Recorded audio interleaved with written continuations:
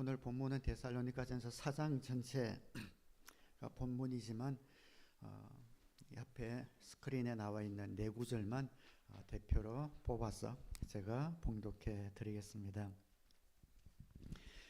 그러므로 형제자매 여러분, 끝으로 우리는 주 예수 안에서 여러분에게 부탁하며 권면합니다. 여러분은 어떻게 살아야 하며 어떻게 하나님을 기쁘게 해 드려야 할 것인지를 우리에게서 배운 대로 하고 있으니 더욱 그렇게 하십시오. 하나님의 뜻은 여러분이 성결하게 되는 것입니다. 여러분은 음행을 멀리하여야 합니다. 그리고 우리가 여러분에게 명령한 대로 조용하게 살기를 힘쓰고 자기 일에 전념하고 자기 손으로 일을 하십시오. 우리는 예수께서 죽으셨다가 살아나신 것을 믿습니다. 이와 같이 하나님께서 예수 안에서 잠든 사람들도 예수와 함께 데리고 오실 것입니다. 아멘.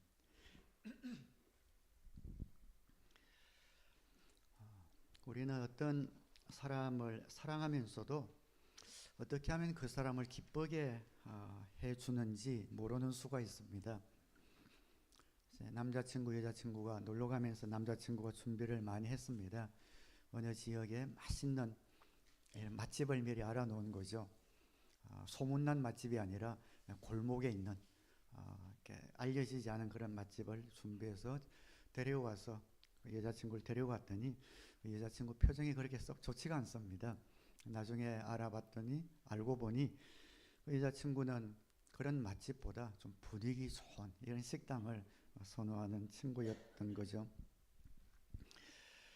우리 어떤 사람을 사랑하는데 무엇을 기뻐하는지 몰라서 그 사람을 기쁘게 못하는 그런 경우가 있는 것처럼 하나님과의 관계도 마찬가지입니다. 저도 여러분 하나님을 사랑하지 않습니까? 하나님을 사랑하지만 안타깝게도 하나님께서 진정으로 기뻐하시는 것이 무엇인지, 그 삶이 무엇인지 몰라서 하나님을 기쁘게 해드리지 못하는 수가 있습니다. 그래서 오늘 본문에 데살로니가 교인들을 향하여 바울이 하나님을 기쁘게 해드릴 세 가지를 이야기를 하고 있습니다. 그 목록들이 무엇인지 한번 열거된 것들을 보면서 이러한 것들이 하나님을 기쁘게 하는 것이구나 라는 것을 우리도 알아서 하나님을 기쁘게 하는 삶에 동참하게 되기를 바랍니다. 지난 두 주 십계명에 관한 말씀은 십계명 전체를 관통하는 키워드가 하나님의 언약이었죠. 오늘 하나님을 기쁘게 해드리는 이 삶의 키워드는 창조 질서라는 것이 들어갈 것 같습니다. 그래서 염두에 두시고 말씀을 함께 나누도록 하겠습니다. 우리가 하나님을 기쁘게 해드리게 하려면 우리 함께 따라하겠습니다. 성적인 순결을 지킨다. 하나님이 기뻐하시는 삶을 살기 원하면 성적인 순결을 지켜야 합니다. 3절에 하나님의 뜻은 여러분이 성결하게 되는 것입니다. 여러분은 음행을 멀리하여야 합니다. 각 사람은 자기 아내를 거룩함과 존중함으로 대할 줄 알아야 합니다. 하나님을 알지 못하는 이방 사람과 같이 세욕에 빠져서는 안 됩니다. 데살로니가 교회는 굉장히 소중한 교회예요. 바울이 2차 전도 여행 때 소아시아 지역에 더 전도하려고 했을 때 하나님이 강권적으로 유럽으로 넘어가게 하셨죠. 그래서 지중해를 건너 유럽 도성의 첫 빌립보에서 복음을 전하고 두 번째가 데살로니가 성이었습니다. 거기서 복음을 오래 전하고 싶었지만 박해가 너무 심해서 3주 복음을 딱 전하고 아래 지금의 그리스 아테네 고린도로 내려갔죠. 1년이 지나서 그 데살로니가에서 들려오는 소문이 너무 좋은 거예요. 바울은 딱 3주만 그들에게 복음을 전했는데 그들이 고난 가운데도 믿음을 지키고 믿음의 수고, 믿음의 인내, 믿음의 행위, 사랑의 수고, 소망의 인내를 가지고 부흥하는 교회가 된 것을 듣고 너무너무 기뻐서 편지를 보냈습니다. 그들에게 하나님이 기뻐하시는 삶을 열거하면은 뭔가 좀 이렇게 좀 특별한 하나님이 기뻐하시는 삶을 꼽자면 뭔가 이런 걸 말해야 좋지 않을까 하는 것들이 굉장히 많이 있는데, 그 첫 번째로 음행을 멀리하고 성적인 순결을 제일 먼저 꼽았다는 것은 굉장히 의미심장합니다. 첫 번째 이유는 그 당시 굉장히 사회적인 분위기가 문란했기 때문이죠. 아내는 그냥 아기 낳는 사람, 집을 지키는 그런 존재로 그냥 생각했고, 많은 남자들은 성적인 만족 혹은 지적인 만족은 다른 여성들을 통해서 이루는 그런 문화였습니다.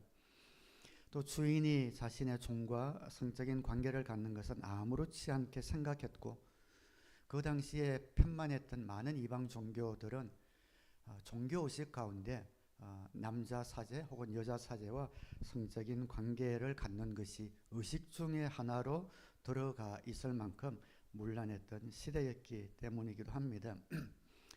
그런 문화 속에서 크리스찬으로서 가장 먼저 해야 될 것이 성적인 순결을 지키는 것이 중요하지 않았나 싶어서 말씀을 그들에게 했을 것 같습니다. 그러나 하나님을 기쁘게 해드리는 삶에서 가장 먼저 성적인 순결을 꼽은 이유는 조금 더 깊은 의미가 있다고 생각합니다.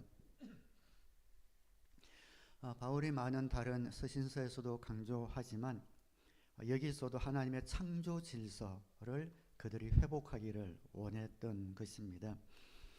하나님이 아담과 하와를 만드신 다음에 아담과 하와를 하나라고 하셨습니다. 마태복음 19장에 보면 이혼에 관한 일로 바리새파 사람들이 예수님에게 질문하고 논쟁이 붙게 되는데, 그때 예수님이 이런 말씀을 하시죠. 마태복음 19장 3절에 바리새파 사람들이 예수께 다가와서 그를 시험하려고 물었다. 무엇이든지 이유만 있으면 남편이 아내를 버려도 됩니까? 예수께서 대답하셨다. 사람을 창조하신 분이 처음부터 그들을 남자와 여자로 지으셨다는 것과, 그리고 그가 말씀하시기를 그러므로 남자는 아버지와 어머니를 떠나서 자기 아내와 합하여서 둘이 한 몸이 될 것이다 하신 것을 너희는 아직 읽어보지 못하였느냐? 그러므로 그들은 이제 둘이 아니라 한 몸이다. 하나님이 짝지어 주신 것을 사람이 갈라놓아서는 안 된다. 그 당시 이스라엘 문화가 여성 인권이 존중받지 못했기 때문에 이혼하려면 적어도 이혼 증서라도 써줘라 해서 하나님이 이렇게 말씀하셨지만, 이것은 여성을 보호하기 위한 그런 기본적인 말씀이었지, 여기서 말씀하는 예수님이 말씀하신 하나님의 창조 질서는 부부는 한 몸이다. 부부가 한 몸이 되면 끝까지 한 몸이 되는 것이다. 이제 그 말씀을 하시고 있는 거죠. 부부는 두 사람이 아니라 한 몸입니다. 그래서 이런 성적인 관계는 한 몸이 된 부부가 한 몸이라는 것을 확인하는 결혼한 부부에게만 허락되어진 선물이요 특권입니다. 이것이 하나님의 창조 질서입니다.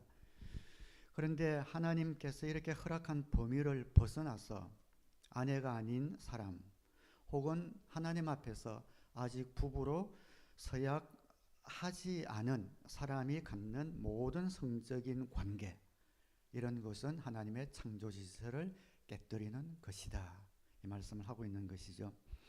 그래서 사도 바울은 이런 하나님의 창조 질서를 회복하기 위해서 이 문란한 시대에 가장 먼저 꼽는 것이 성적인 순결을 지키라고 하는 겁니다. 이 말씀은 그 당시 문화에 굉장히 신선한 충격을 저는 주었을 것이라고 생각합니다. 왜냐하면 그들은 그런 개념 자체가 없었거든요. 성적인 순결에 대한 개념 자체가 없는 시대에 배고프면 식욕이 일어나면 음식 먹는 것처럼 성욕이 일어나면 관계 갖는 것이 뭐가 잘못됐냐, 너무나 자연스럽게 편만했던 그러한 삶을 살고 있었던 사람들에게 성적인 순결을, 하나님의 질서 회복을 선포하는 이런 메시지는 그 사회에 아주 상쾌한 그런 바람처럼 다가왔을 겁니다. 왜냐하면 성적인 문란이 있는 곳에 행복이 있을 수 없기 때문이거든요. 쾌락에 물든 그들의 삶이 얼마나 망가졌을지 눈에 보지 않아도 알 수 있기 때문입니다. 그런 가운데 하나님의 창조 질서를 회복하는 것만이 참다운 행복이 올 수 있기 때문에 그들이 지금까지 살면서 들어보지 못한 성적인 순결을 강조하는 그 말씀은 그들에게 도전과 함께 어떤 시원한 어떤 진리처럼 다가왔을 것이라고 생각합니다. 다시 말씀드리지만 하나님이 만드신 질서를 파괴하면 거기에는 반드시 자신이 파괴되게 되어 있습니다. 질서가 그래요. 하나님이 만드신 창조 질서가 그래요. 중력의 법칙, 하나님이 만드신 물리 법칙 아닙니까? 3층에 올라가서 나는 그런 법칙 같은 거 나한테는 안 통해 뛰어내리면 성할 수 있습니까? 다리 몽둥이가 부러지겠죠. 창조 질서를 벗어나면 언제든지 파괴가 오게 되어 있습니다. 하나님은 이런 성관계는 하나 된 부부에게만 허락한 것인데 이것을 벗어나게 될 것 같으면 재미있을 것 같은데 좋을 것 같은데 아니란 말이죠. 반드시 개인의 파괴를 가져오고 가정의 파멸을 가져오고 사회를 무너뜨리고 궁극적으로는 문명의 몰락을 가져옵니다. 역사를 보면 모든 몰락된 문명의 후기 정세를 보면 99%가 다 성적인 문란입니다. 하나님의 창조 질서를 거스르기 때문이죠. 이 시대도 만만치 않은 것 같아요. 그 시대나 1세기 때나 지금이나 너무 흡사합니다. 성적인 문란, 성적인 타락이 온 세계 문화에 스며들어 있습니다. 결혼하지 않고 동거하는 것을 당연한 것처럼 알고 서구뿐 아니라 한국도 그런 것 같아요. 데이트 한두 번 하면 그냥 잠자리 갖는 것 아무렇지 않게 생각하고 또 얼마나 일반화되어 있는지는 모르지만 드라마 같은 거 보면 애인이 하나쯤 있어야 폼나는 삶인 것처럼 미화되고 있고 의외로 많은 사람들이 자기 배우자 외에 애인을 한 명 이상 가지고 있다는 통계가 나오고 있지 않습니까? 그러면서 이것이 아무렇지 않게 멋있는 삶을 사는 것처럼 속고 왜곡되고 있습니다.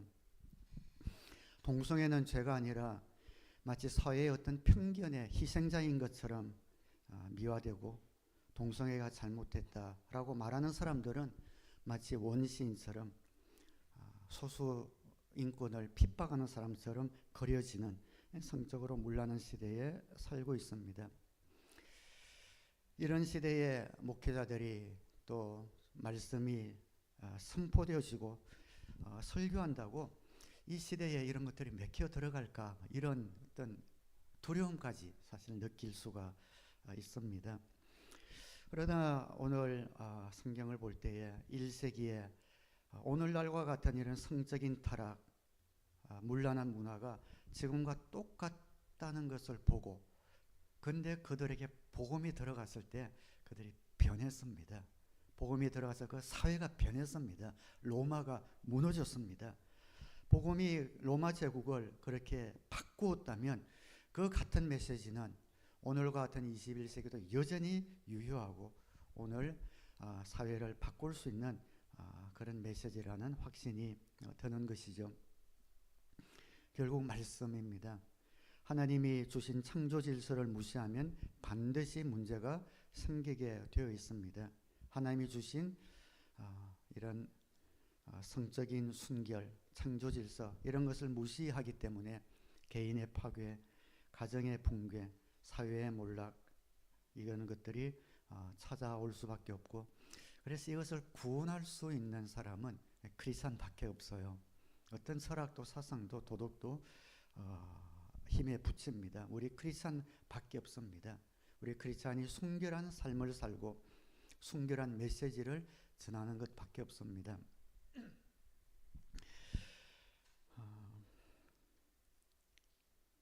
하나님의 창조 질서를 어길 것 같으면 반드시 문제가 있습니다. 그런데 이런 성적인 순결은 부부가 아닌 배우자가 아닌 사람과 관계를 갖는 이런 것도 문제지만 지금 이 시대의 더 큰 문제 또 더 깊은 문제는 이런 음란 사이트 이런 것들도 문제지 않습니까?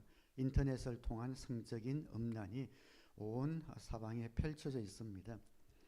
인터넷을 통해 그런 성적인 순결을 방해하는 그런 음란 사이트를 들락거리는 것이 왜 나쁜가? 어떤 분은 그렇게 얘기하거든요.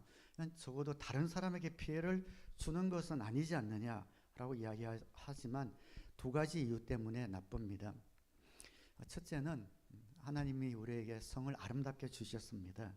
하나님이 주신 아름다운 성을 이러한 음란물은 추한 것으로 만들기 때문에 나쁩니다. 두 번째는 이런 것을 자꾸 보게 되면 여성을 보게 될 때 자매로 보이는 것이 아니라 어떤 성적인 대상, 더 나아가서 성적인 놀이기로 보이기 때문에 나쁩니다. 그래서 배우자가 아닌 사람과의 이런 관계, 이것도 정리해야 되지만 이런 음란 사이트 이런 곳에서도 벗어나야만 하나님을 기쁘게 해드릴 수 있습니다. 마약, 술 이런 것도 중독이지만 성도 중독이라고 부르는 이유가 자기 힘으로 깊이 빠지게 되면 벗어날 수가 없기 때문이죠. 의지력 갖고는 되지 않습니다. 우리가 그곳에서 벗어나기 위해서는 하나님은 우리 편이다라는 것을 알아야 합니다. 우리가 자꾸 어떤 죄에 빠지고 또 음란한 습관에 젖어들면 하나님이 주신 양심 때문에 자꾸 하나님이 두렵고 피하게 되고 도망가게 되고 그러면서 그 죄를 이길 힘을 점점 잃게 되죠. 그런데 우리를 도울 수 있는 분은 하나님밖에 계시지 않습니다. 우리가 죄를 지으면서 죄 지은 것을 인정하지 않고 죄를 정당화하고 회개하지 않으면 하나님은 우리에게 도움의 손길을 펼치지 못하지만 우리가 그것을 인정하고 하나님 도와주십시오 라고 하나님께 요청하면 하나님은 우리 편이 되셔서 우리를 도우시는 분입니다. 우리가 악습과 싸워 이기도록 승리하도록 함께 싸워주시는 분입니다. 악습과 싸우다 넘어질 수 있어요. 그러면 하나님이 야 네가 그렇지 정죄하는 분이 아니라 괜찮아 잘하고 있어 조금 더 힘내자 내가 더 힘줄게 하면서 우리를 도우실 수 있는 그분이 바로 하나님이다라는 것을 아셔서 어떤 경우에도 하나님으로부터 멀어지지 않고 하나님 품으로 뛰어드셔서 성적인 순결 하나님이 원하시는 거룩한 삶을 살아내는 저와 여러분 되시기를 주님의 이름으로 축원합니다. 특별히 우리 청년들은 너무나 핸드폰만 펼치면 너무 휘황찬란한 온갖 것들이 다 쏟아지잖아요. 그리고 문화에서 괜찮다고 마치 문화처럼 그렇게 이야기하는데 절대 맞는 것 아닙니다. 왜곡된 것 그곳에 여러분의 마음을 빼앗기지 마시고 말씀으로 가야 합니다. 하나님이 뭐라고 하시는가? 하나님이 그렇다면 그런 줄 알고 아니라면 아닌 줄 알고 하나님이 하라고 하면 하고 하라고 하지 않으면 안 하는 것 그것이 우리가 청년의 순결한 삶 아름다운 삶을 사는 그런 첩경이 됩니다. 성적인 문제가 왜 이렇게 중요한가? 창조 질서와 상관이 있기 때문입니다.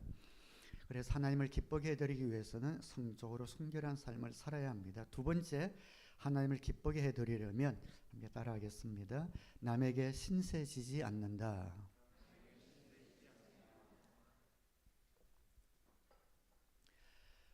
우리가 하나님을 기쁘게 해드리려면 형제자매를 사랑해야 한다는 것 잘 알고 계실 겁니다. 데살로니가 교인들은 이것을 굉장히 잘했습니다. 9절에 교우들에 대한 사랑을 두고서는 여러분에게 더 쓸 필요가 없겠습니다. 여러분이 직접 하나님께로부터 서로 사랑하라고 하시는 가르침을 받아서 온 마게도니아에 있는 모든 형제자매에게 그것을 실행하고 있기 때문입니다.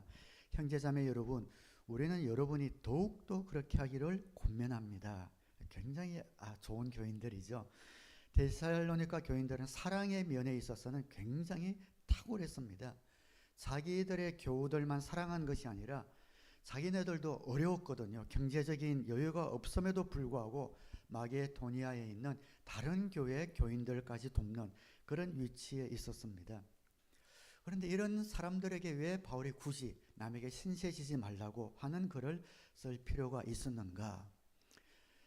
전체적으로는 그런 아름다운 삶을 살고 있었음에도 몇 사람들은 그러한 사랑의 주체가 되지 않고 신세지면서 사는 사람들이 생기기 시작했고 그 사람들 때문에 분위기가 좋아지지 않고 있기 때문에 그랬습니다.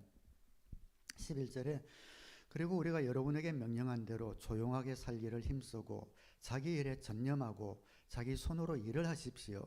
그리하여 여러분은 바깥 사람을 대하여 품위 있게 살아가야 하고 또 아무에게도 신세를 지는 일이 없도록 해야 할 것입니다.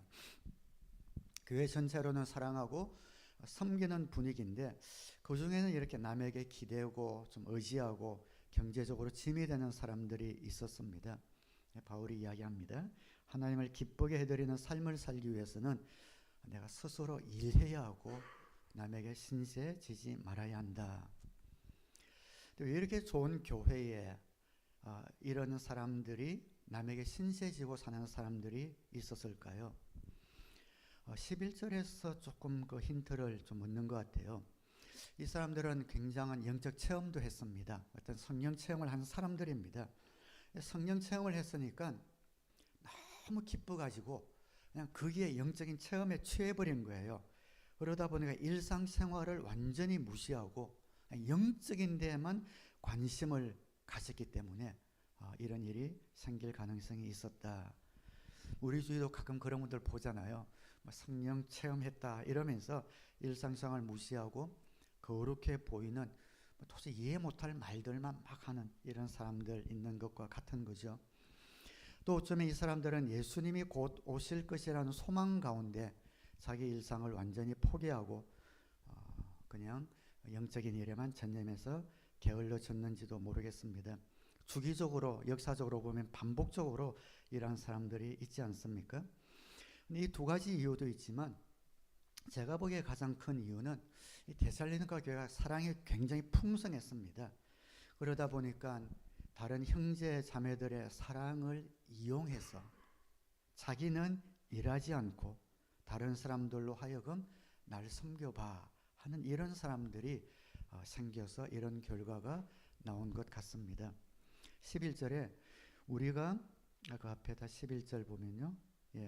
여러분에게 명령한 대로 조용하게 살기를 힘쓰고 이 말은 오늘 보면 침묵이라는 그런 뜻이 들어 있습니다.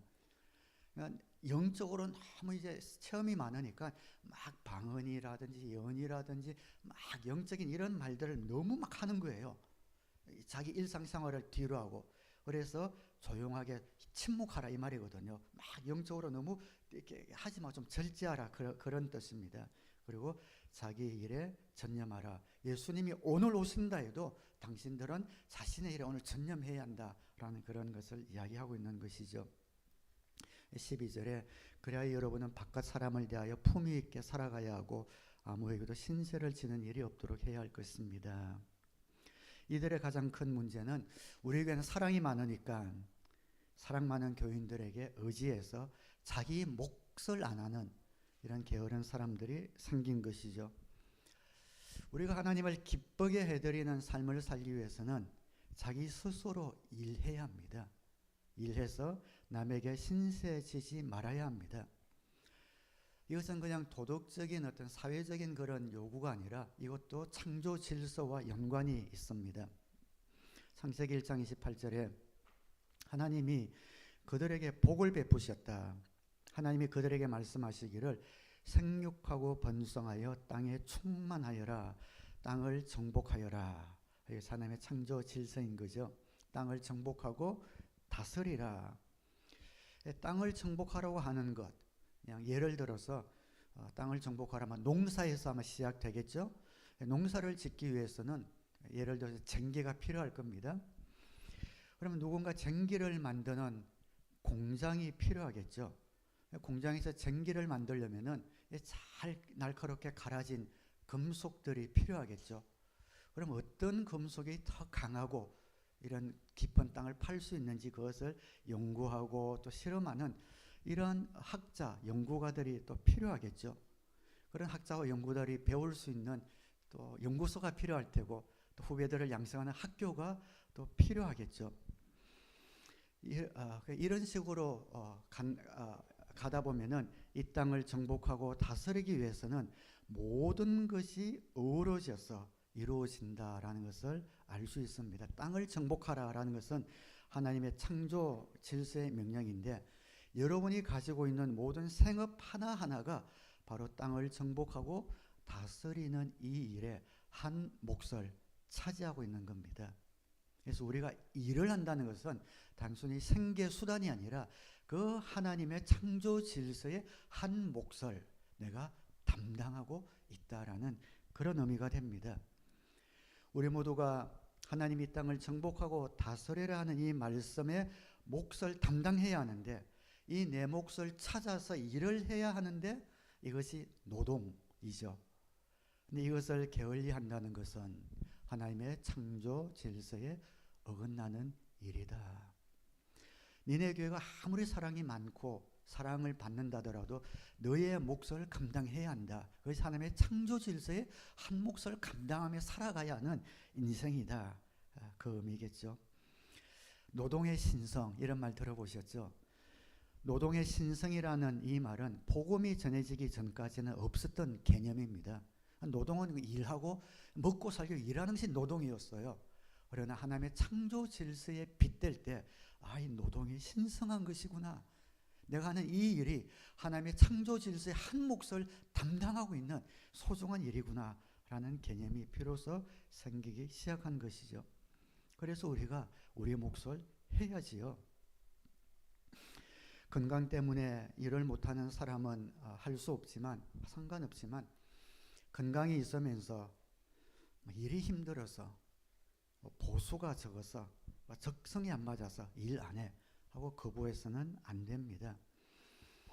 내가 맡겨진 일, 나에게 지금 주어진 일에 최선을 다할 때에, 그때 하나님께 기도할 때 보수가 더 좋은 곳으로 옮겨줄 수도 있고 또 더 편한 곳으로 옮겨줄 수도 있지만, 그냥 모든 것이 적성에 안 맞아, 사람들이 마음에 안 들어, 보수가 싫어, 보수가 저거 하면서 일을 안 하는 것, 이거 이렇게 하면은 안 된다라는 거죠.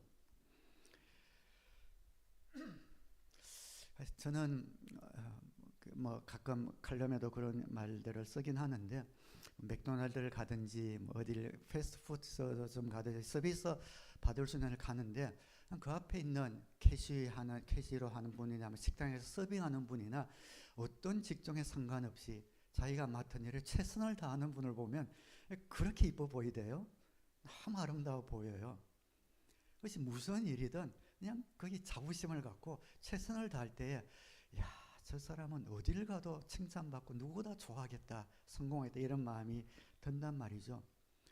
근데 얼굴 찌푸리면서 불친절하게 눈치 보면서 내가 이 일이나 할 사람처럼 보여라는 그런 표정이 얼굴에 드러나는 그런 사람 보면은 어딜 가도 참 힘들겠다, 이런 마음이 들지 않습니까? 지난주에 아버지가 이제 백내장 수술을 2년 전에 하셨는데 양쪽 다 하셨어요. 잘 보여요. 환하게 잘 보이는데 잘 보이시다 보니까 안경을 쓰질 않았어요. 근데 이제 성경을 보는데, 성경은 이제 또 이렇게 앞에 있는 게 잘 안 보이니까 눈이 좋아 돋보기를 다시 맞추셔야겠다고 성경을 좀 더 잘 보기 위해서 돋보기를 맞추러, 안경을 맞추러 지난주에 코키 한아름 옆에 안경점 있지요. 거기 갔습니다. 근데 정말 친절한 여직원을 만났어요. 안경점에 몇 번 모시고 갔는데 처음 본 여직원이 있는데 너무 밝고 친절한 거예요.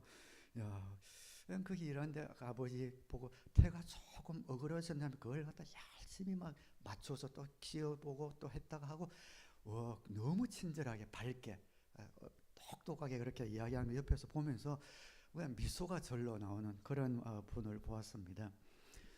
저분은 정말 어디 가도 성공하겠다, 자기 몫의 일을 정말 기쁨을 하고 있구나, 이런 기분 좋은 사람을 만난 거죠. 우리에게 주어진 몫을 기쁨으로 최선을 다할 때, 그리고 기도할 때 하나님 옮겨주시고 또 좋은 곳으로 복 주실 수 있지만, 처음부터 이것을 싫어 저래서 싫어 하면서 얼굴 찌푸리면서 몫을 감당하지 못하고 게으른 것, 하나님이 기뻐하시지 않습니다. 노동은 신성한 것입니다. 하나님을 기쁘게 해드리는 삶을 살기 위해서는 자기 일에 전념하고 자기 손으로 일하고 이래야 안 믿는 사람들에게 덕이 되지 않겠어요? 이 직장은 이래서 싫고 저 일은 저래서 싫고 그러면서 게으르게 살아간다면은 그 사람을 보고 누가 예수 믿는 사람을 좋게 볼 수 있겠습니까? 12절에 그래서 앞에 12절 다시 보면 여기 품위 있게 제가 빨간 글씨로 표시했는데요.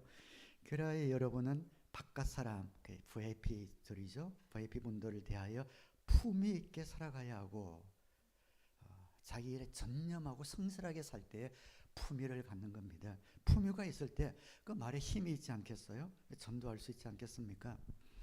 바울이 에베소 교회를 향해서도 이렇게 이야기합니다. 에베소 4장 28절에 도둑질하는 사람은 다시는 도둑질하지 말고, 에베소 교회에 어떤 사람들이 모였는지 알 수 있죠. 도둑놈들이 많이 모인 교회가 에베소 교회예요. 수고를 하여 제 손으로 떳떳하게 벌이를 하십시오. 그리하여 오히려 궁핍한 사람들에게 나누어 줄 것이 있게 하십시오. 참다운 복은 뭔가? 나누어 줄 것이 있는 사람, 참다운 복입니다. 근데 우리는 알게 모르게 복은 내가 뭔가를 받는 것, 자꾸 복으로 생각해요. 기도해서 하나님이 나에게 뭘 주시면은 그걸 복으로 생각해요. 참다운 복은 나누어 주는 겁니다. 예수님도 받는 것보다 주는 것이 복이 있다고 하시지 않습니까? 우리 간정할 때도 뭘 받았을 때 간정하지 준 걸 간정을 하지 않잖아요. 물론 준 것을 간정하면 자랑거리처럼 보여서 그럴 수는 있지만, 어쨌든 우리 마음속에 딱 박혀 있는 생각이 무엇이어야 되는가? 내가 주는 것이 복이 있다 하는 것을 알아야 하고, 줄 수 있을 때 우리가 기뻐해야 합니다. 받는 것을 복으로 생각하면 안 되지요. 정말 우리가 신세지는 것, 이것을 피해서 주는 삶, 나누어 주는 삶, 자기 손으로 자기 일에 전념하며 성실하게 살아가서 품이 있는 그런 크리스찬들이 다 되시기를 우리 주님의 이름으로 축원합니다. 마지막 세 번째 한번 따라하겠습니다. 하나님을 기쁘게 해드리기 위해서는 부활의 기대를 갖는다. 데살로니가 교회에 있는 한 가지 문제는 자기들이 죽기 전에 예수님이 오시지 않을까라는 기대를 갖고 있었는데, 그런데 예수님 오시기도 전에 옆에 사람들이 툭툭 죽어간단 말이죠. 그래서 의문이 생긴 거예요. 13절에 형제자매 여러분, 우리는 여러분이 잠든 사람의 문제를, 죽은 사람이죠, 모르고 지내는 것을 원하지 않습니다. 여러분은 소망을 가지지 못한 다른 사람들과 같이 슬퍼하지 않아야 할 것입니다. 그러므로 여러분은 이런 말로 서로 위로하십시오. 이들은 왜 이런 잘못된 기대를 가졌는가? 예수님의 말씀을 잘못 이해해서 그런 것 같습니다. 마가복음 9장 1절에 보면 또 예수께서 그들에게 말씀하셨다. 내가 진정으로 너에게 말한다. 여기에 서 있는 사람들 가운데는 죽기 전에 하나님의 나라가 권능을 떨치며 와 있는 것을 볼 사람들도 있다. 이 말씀을 그들이 죽기 전에 예수님이 재림하시는 것으로 잘못 해석을 하는 바람에 아마 그러지 않았나 싶습니다. 예수님 오시기 전에 사람들이 톡톡 죽어나가니까 그럼 이 사람들은 어떻게 되는가라는 의문이 생긴 거죠. 이 사람들에게 사도 바울이 부활에 관하여 이제 멋진 말씀을 합니다. 14절부터 우리는 예수께서 죽으셨다가 살아나신 것을 믿습니다. 이와 같이 하나님께서 예수 안에서 잠든 사람들도 예수와 함께 데리고 오실 것입니다. 우리는 주님의 말씀으로 여러분에게 이것을 말합니다. 주님께서 오실 때까지 살아남아 있는 우리가 이미 잠든 사람들보다 결코 앞서지 못할 것입니다. 주님께서 호령과 천사장의 소리와 하나님의 나팔 소리와 함께 친히 하늘로부터 내려오실 것이니 그리스도 안에서 죽은 사람들이 먼저 일어나고 그 다음에 살아남아 있는 우리가 그들과 함께 구름 속으로 이끌려 올라가서 공중에서 주님을 영접할 것입니다. 이리하여 우리가 항상 주님과 함께 있을 것입니다. 그러므로 여러분은 이런 말로 서로 위로하십시오. 사도 바울이 여기서 얘기하는 핵심은 한 가지입니다. 자꾸 강조하죠. 우리보다 미리 잠든 자들이 더 낫다 이런 말을 하지 않습니까?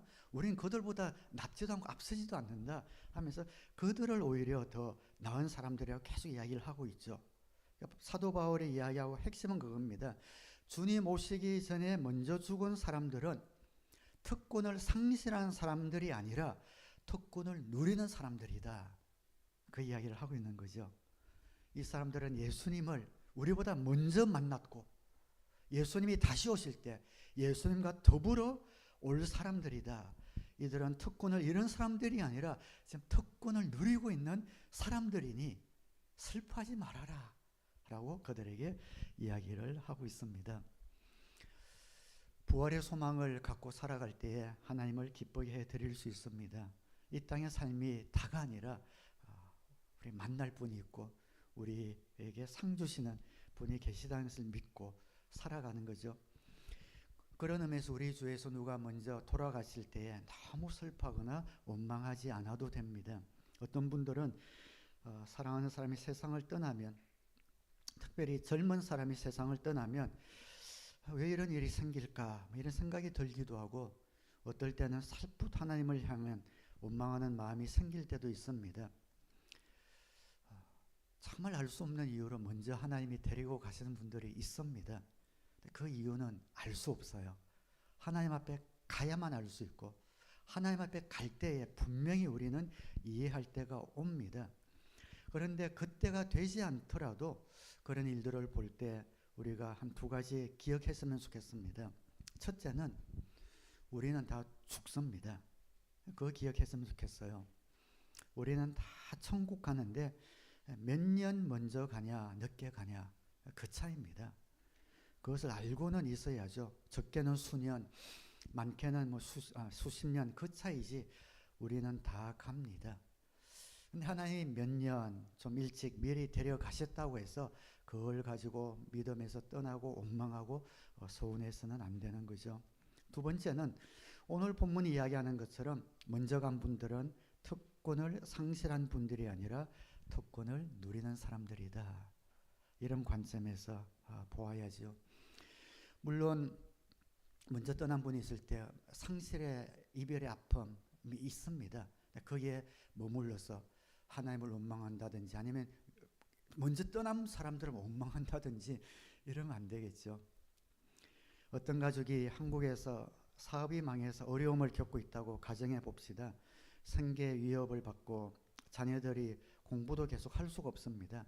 근데 캐나다에 있는 지인인데 아주 좋은 분이 이 사람들의 사정을 알고 이민 초청을 한 거예요. 그래서 캐나다에 좋은 일할 수 있는 일자리도 마련해 놓고 오면은 즉시 입주할 수 있는 집도 마련해 놓고 자녀들이 오면은 들어갈 수 있는 학교도 다 준비해 놓고 했단 말이죠. 근데 신청이 좀 늦어져요. 신청이 늦어지는데 18살짜리 아들이 그 혼자 먼저 비자가 나왔다고 생각해 봅시다. 그러면 아들만 먼저 데려가는 그 이민 후원자를 그 가족들이 원망하게 될까요? 아니 우리는 나 또 왜 아들만 데리고 가? 이럴까요? 우리가 지금 늦어지는데 너라도 빨리 가서 자리 잡고 거기서 해 하면 기뻐하지 않겠냐 이 말이죠.